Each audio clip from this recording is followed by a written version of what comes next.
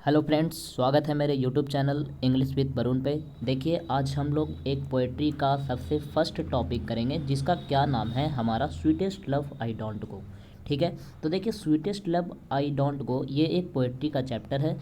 इसके जो राइटर हैं उनका नाम है जॉन डॉन। क्या नाम है हमारा? जॉन डॉन, जो इनके राइटर हैं। तो सबसे पहले हम ये जानते हैं कि आखिर जॉन डॉन क्या कौन थे, कहाँ के रहने वाले थे, इनका जन्म कब हुआ था। ठीक है, तो देखिए आप लोग को मैं बताना चाहूँगा कि जो जो जॉन डॉन थे हमारे, इनका जन्म हुआ था 1572 में। कब हुआ था? 1572 में। ठीक है, और इनकी मृत्यु हुई थी 1631 में। इनकी मृत्यु कब हुई थी? 1631 में। तो यहाँ पर अगर ऑब्जेक्टिव का क्वेश्चन पूछा जाए कि जॉन डॉन का जन्म कब हुआ था, तो 1572 में हुआ था और इनकी मृत्यु हुई थी कब? 1631 में। ये रहने वाले थे इंग्लैंड के। कहाँ के रहने वाले थे? इंग्लैंड के। ठीक है, अब हम लोग जानते हैं कि ये जो चैप्टर है ये कब लिखा गया था। तो देखिए ये जो हमारा चैप्टर है, ये लिखा गया था 1611 ईस्वी में। 1611 में यह चैप्टर लिखा गया था। ये कब लिखा गया था? 1611 में। ये चैप्टर लिखा गया था 17th सेंचुरी में। कब लिखा गया था? 17th सेंचुरी में। 17th सेंचुरी को मेटाफिजिकल पीरियड कहा जाता है। कौन सा पीरियड कहा जाता है? Metaphysical period.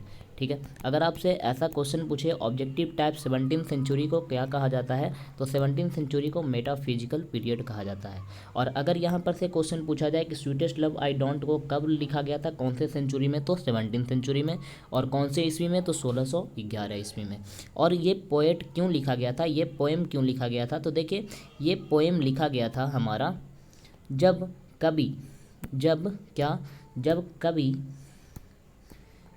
कवि और उनकी वाइफ, इस पोएम में दर्शाया गया है कवि की यानी जॉन डॉन की और उनकी पत्नी की। उनकी पत्नी का नाम था एनी। क्या नाम था? एनी नाम था उनकी पत्नी का। तो इस पोएम में दर्शाया गया है कवि और उनकी पत्नी की बातचीत के बारे में दर्शाया गया है। और जब कब दर्शाया गया था? जब कवि को कहाँ जाना था? यूरोप जाना था। उसी के बीच में यह पोएम लिखा गया था। किनके द्वारा लिखा गया था? जॉन डॉन के द्वारा। किनके द्वारा लिखा गया था? जॉन डॉन के द्वारा। अगर आपसे यहाँ पर क्वेश्चन पूछा जाता है कि जॉन डॉन की वाइफ का नाम क्या था, तो जॉन डॉन की वाइफ का नाम था एनी, ANNE। देखिए अब मैं इसका समरी स्टार्ट करता हूँ। और अभी तक मेरे आप चैनल को सब्सक्राइब नहीं किए हैं तो इंग्लिश विद वरुण मेरे चैनल को सब्सक्राइब कीजिए, बेल आइकन को दबाइए, जिससे आपके पास मेरे वीडियो का नोटिफिकेशन सबसे पहले पहुँचे। तो देखिए मैं स्टार्ट करने जा रहा हूँ क्या? स्वीटेस्ट लव आई डोंट गो का क्या समरी। ठीक है, तो देखिए ये हमारे हैं, यहाँ पर मैंने पिक भी दिया है।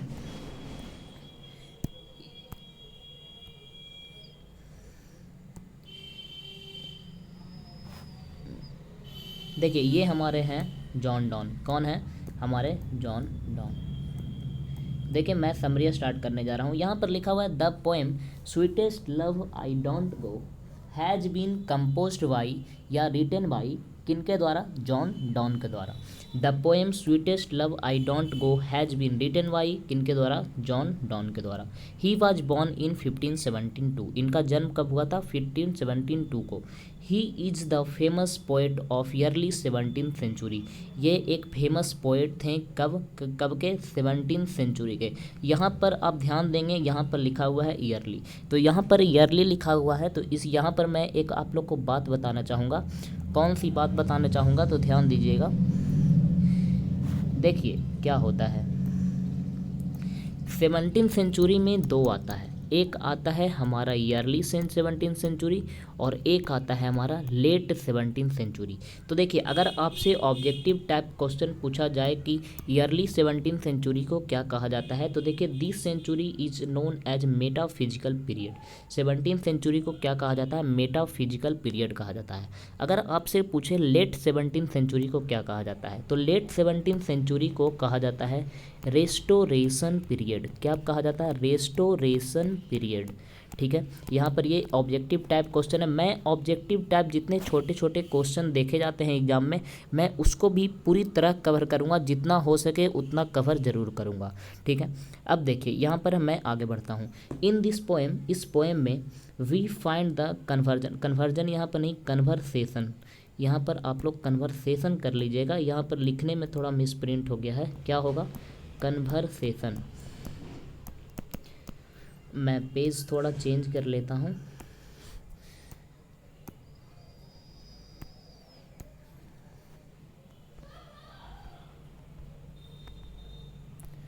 तो देखिए, इन दिस पोएम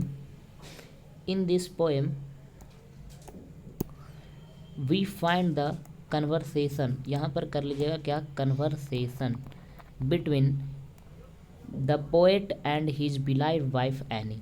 यह पोएम में हम लोग बात करेंगे क्या, कन्वर्सेशन करेंगे क्या, किनके बारे में, द पोएट यानी जॉन डॉन और उनकी बिलाइव्ड वाइफ, उनकी वाइफ कौन, एनी के बारे में। देखिए, they love each other much, वे दोनों एक दूसरे को बहुत ज़्यादा प्यार करते थे, दे love each other.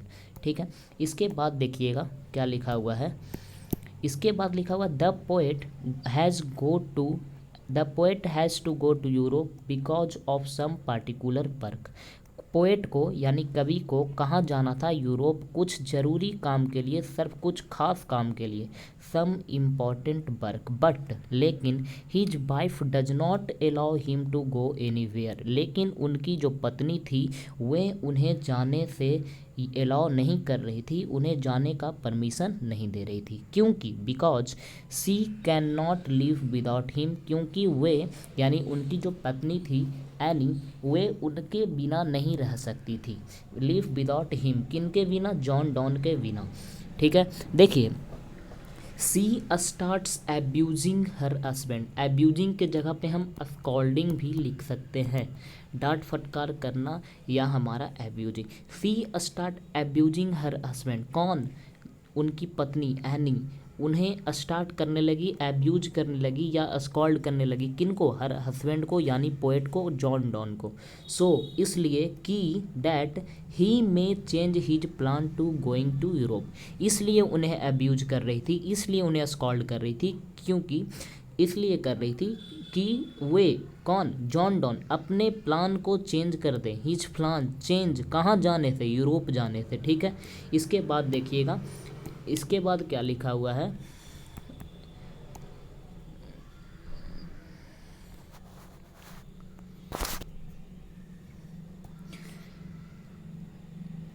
Live without him हो गया। देखिए, she start abusing her husband so that he, वे वहाँ जाने से, अपने प्लान को चेंज करने से, यूरोप जाने से क्या कैंसिल कर दें, इसीलिए वे उन्हें एब्यूज कर रही थी, स्कॉल्ड कर रही थी। ठीक है, देखिए, उसके बाद पोएट बोलते हैं the poet makes her understand that as the sun rises in the east and sets in the evening the same way. यहाँ पर कवि एक सन की तुलना करके सन के द्वारा अपनी पत्नी को समझाना चाह रहे हैं कि जैसे सन उगता है मॉर्निंग में और डूबता है, सेट्स कब, इवनिंग में, द सेम वे, उसी तरह से मैं, I will also come to you more speed than the sun. वे कभी जो हैं अपनी पत्नी एनी को समझाना चाह रहे हैं एक सन की तुलना लेके, सन का एग्जाम्पल लेके, कि जैसे सूर्य उगता है मॉर्निंग में और डूबता है इवनिंग में, ठीक उसी वे में मैं उतना ही स्पीड से वहाँ जाऊँगा और वापस आ जाऊँगा।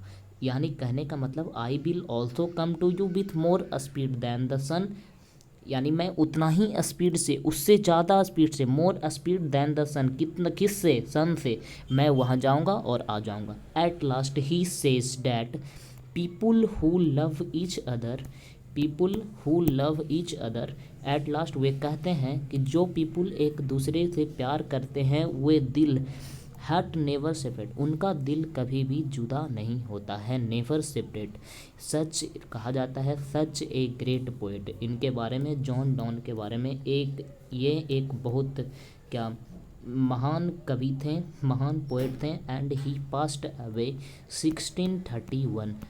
अब फाइनली इनकी मृत्यु हो गई कब, 1631 में। ठीक है, उम्मीद करता हूँ आप लोग को ये समरी अच्छा लगा होगा। ये समरी ही इतना ही है, इससे ज़्यादा नहीं है। आप लोग किसी भी एग्ज़ाम में इस समरी को लिख सकते हैं, किसी भी क्या बोर्ड एग्ज़ाम में आप लोग इस समरी को लिख सकते हैं। सिर्फ यहाँ पर क्या आप लोग कन्वर्जन कर लीजिएगा, कन्वर्सेशन कर लीजिएगा और लास्ट में आप लोग 1631 कर लीजिएगा। ठीक है, इसी के साथ मैं वीडियो को समाप्त करता हूँ। अभी तक मेरे चैनल को सब्सक्राइब नहीं किए हैं, सब्सक्राइब कीजिए, बेल आइकन को प्रेस कीजिए, जिससे आपके पास वीडियो को सारा नोटिफिकेशन आपके पास क्या पहुँचे। धन्यवाद।